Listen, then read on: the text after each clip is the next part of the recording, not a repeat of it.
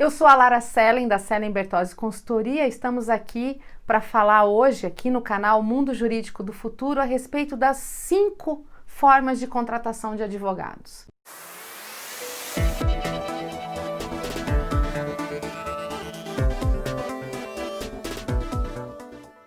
Esse é um tema bastante recorrente nas nossas consultorias, porque é óbvio, dentro de um escritório de advocacia, as pessoas são o maior ativo.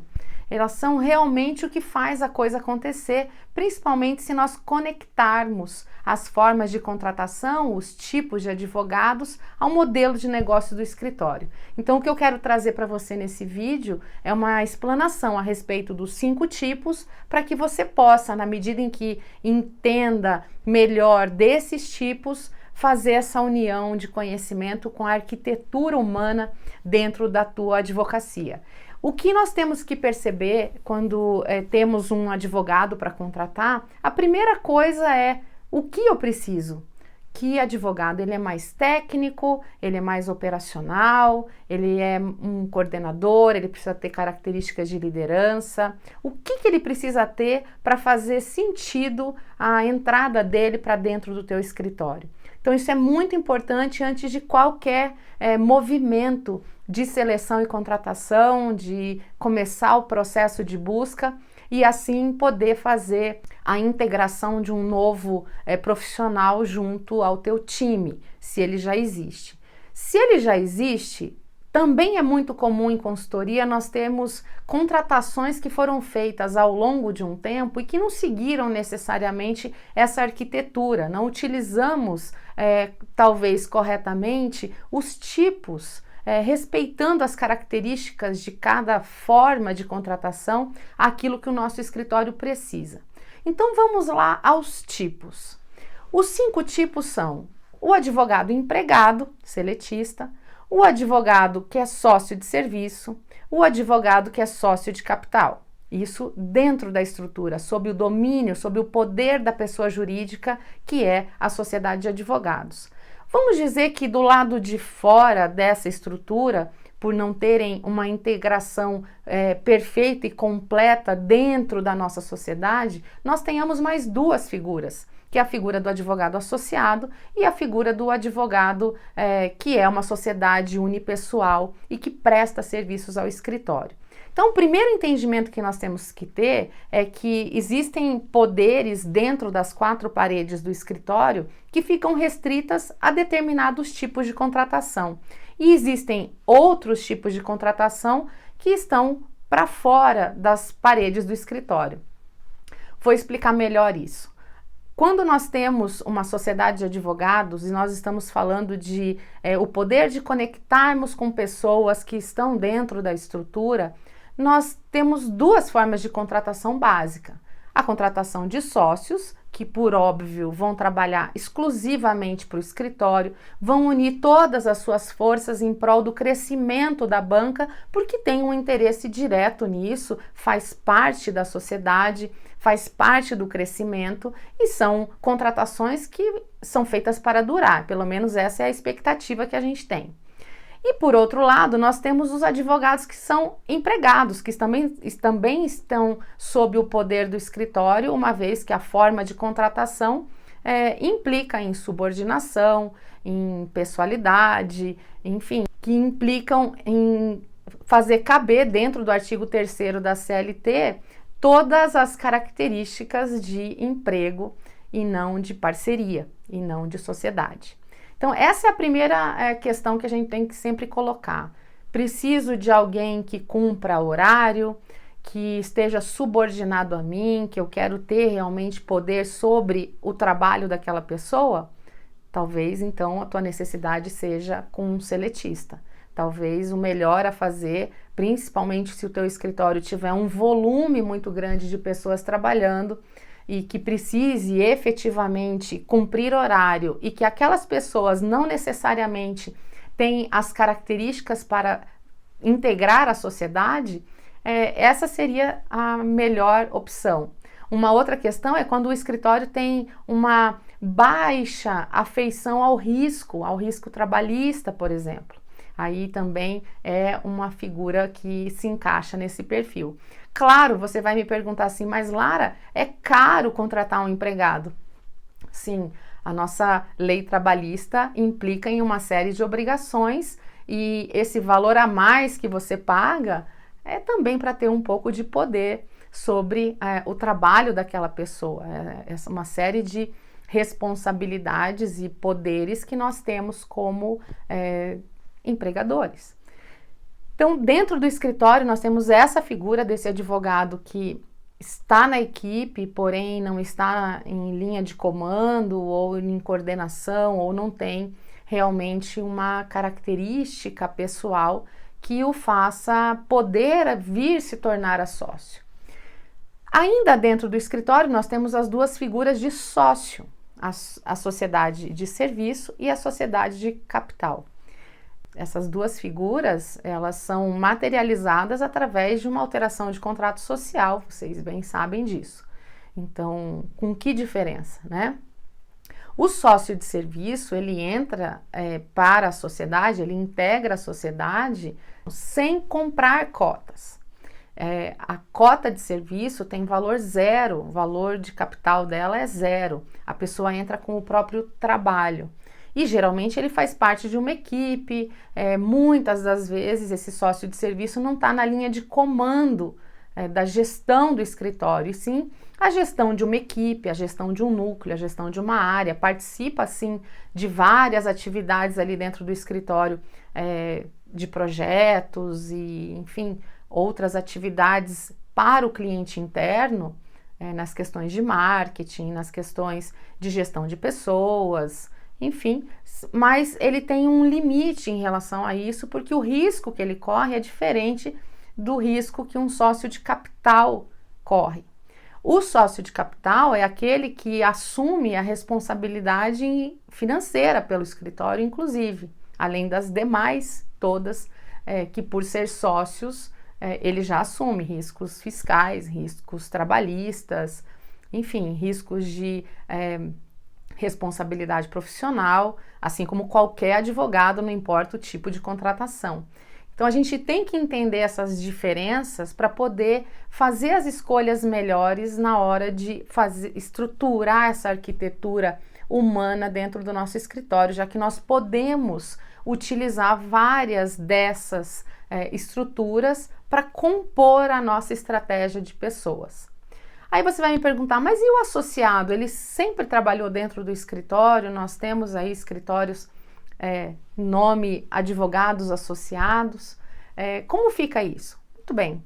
Historicamente, o advogado associado, ele sempre esteve no time, mas a partir do momento em que o provimento 169 trouxe características para o advogado associado de, por exemplo, não exclusividade, você passa a entender, como sempre foi desde o início, até porque o contrato de associação é um contrato que ele fica à margem do contrato social, é um contrato de prestação de serviços e não um contrato de sociedade, ele é um autônomo, ele é um prestador de serviços, ele não é um empregado, ele não tem que cumprir horário, ele não tem que necessariamente trabalhar dentro do escritório. Agora, no momento da pandemia e essas transformações de modelos e retrofits de escritórios que vão poder funcionar parte fisicamente dentro do escritório, parte fora do escritório, ou totalmente em home office, com o escritório totalmente virtual, é hora da gente pensar melhor nas nossas formas de contratação para que elas sejam muito encaixadas com aquilo que se espera daquele profissional. Quando o associado vem para a nossa estrutura, o que nós esperamos dele? Nós esperamos como um associado que não está integrado à sociedade e nem é um empregado, ele é um autônomo prestador de serviços que pode prestar serviços para a nossa sociedade e para outras. A lei diz isso. Há essa previsão dentro do ordenamento dos provimentos do Conselho Federal. Então, no Conselho Federal da OAB. Então, nós precisamos entender que o associado, ele é um autônomo, como pessoa física. Então, quais são as obrigações desse autônomo? Além de entregar os serviços que foram demandados a ele, na qualidade e no tempo que foi combinado ali entre as partes, entre a sociedade e o profissional, ele precisa ainda cumprir com todas as obrigações tributárias que ele tem. Pagar INSS, Imposto de Renda, ISS, enfim, como um autônomo qualquer, como qualquer figura de autônomo. O advogado ele não tem nenhuma diferença nesse formato, nessas obrigações, que um outro autônomo. A única diferença é o tipo de atividade que ele executa e o fato dela ser regulada dentro do Conselho Federal da OAB.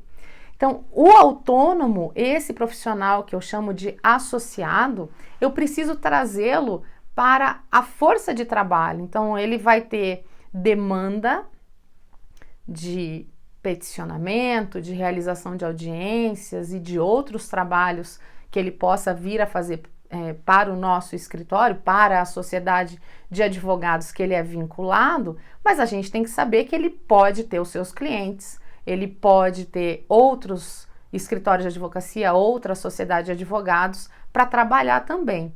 E o ideal nessa situação, minha recomendação, é que ele não trabalhe dentro do escritório, que ele tenha realmente essa liberdade de ter outros clientes e a obrigação dele com a sociedade de advogados que ele mantém um contrato de associação é entregar o trabalho que lhe foi confiado no prazo e na qualidade requerida.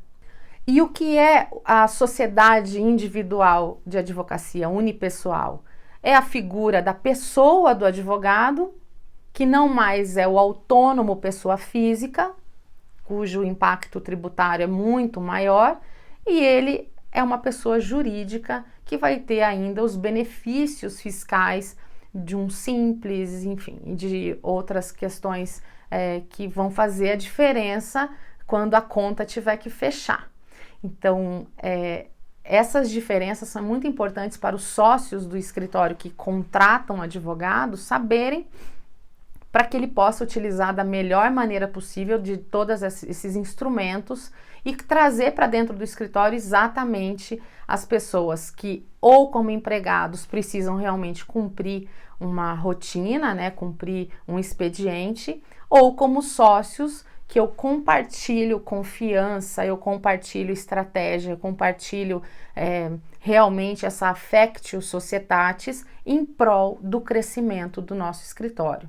Esses profissionais que ficam orbitando como o associado, pessoa física, ou a sociedade unipessoal, pessoa jurídica, é para resolver demandas que eventualmente dentro do escritório nós não demos conta.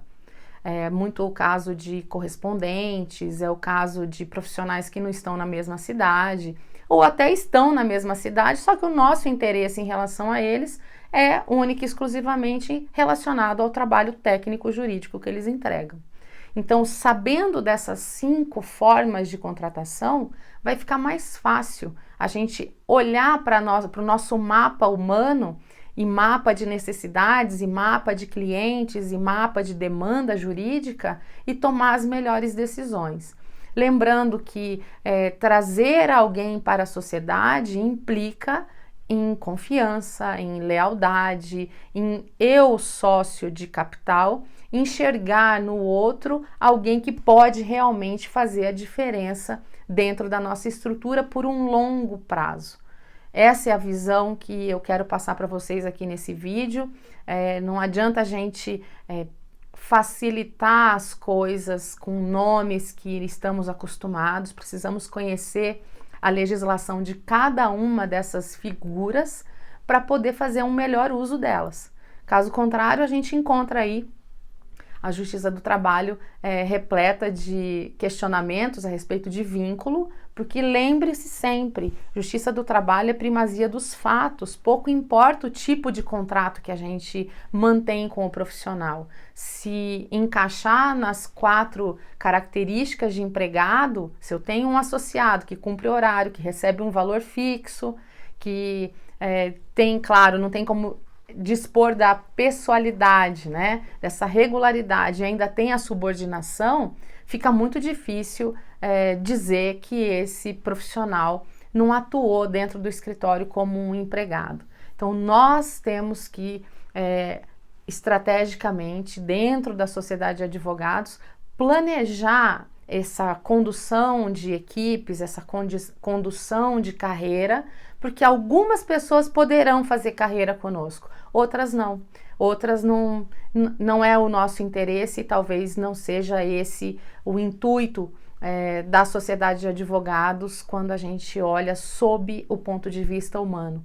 Então reflitam bem aí, olhem para o seu modelo de negócios, verifica se é o caso de ter empregados, que característica de escritório você tem para que essa decisão seja a decisão mais acertada, ou não, somos uma boutique, todos já estão convivendo aqui entre si já há muitos anos, já comungamos dos mesmos valores.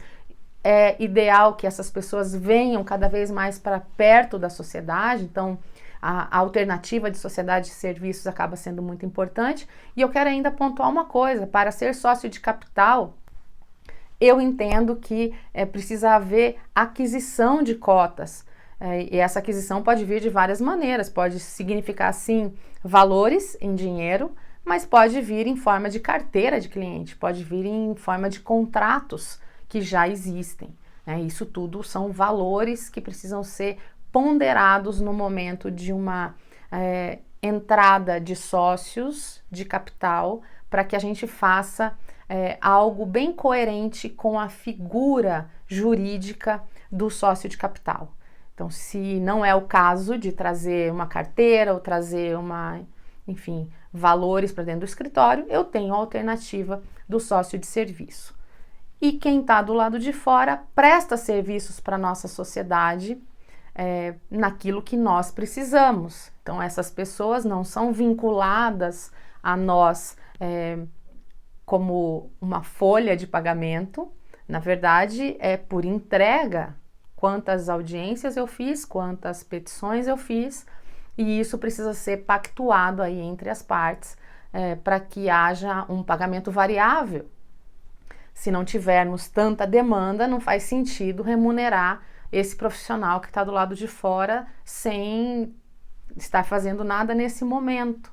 É importante a gente ter isso bem claro para que a gente não se confunda nas formas de contratação e que a gente aprimore cada vez mais a relação entre a sociedade e seus sócios, a sociedade e seus empregados, a sociedade e seus prestadores de serviço, sejam eles pessoas físicas, que eu não recomendo. Acho que quem é advogado associado e trabalha dessa maneira, minha recomendação é que se torne uma sociedade unipessoal, e as pessoas jurídicas que já são sociedades unipessoais, que também têm a liberdade de trabalhar para vários escritórios de advocacia e vários clientes também dentro da sua liberdade de atuação. Então era isso que eu queria trazer para vocês nesse vídeo, para que fique muito claro o quanto que nós precisamos trazer responsabilidade para nós que tomamos a decisão diante de uma situação, de uma relação que é tão importante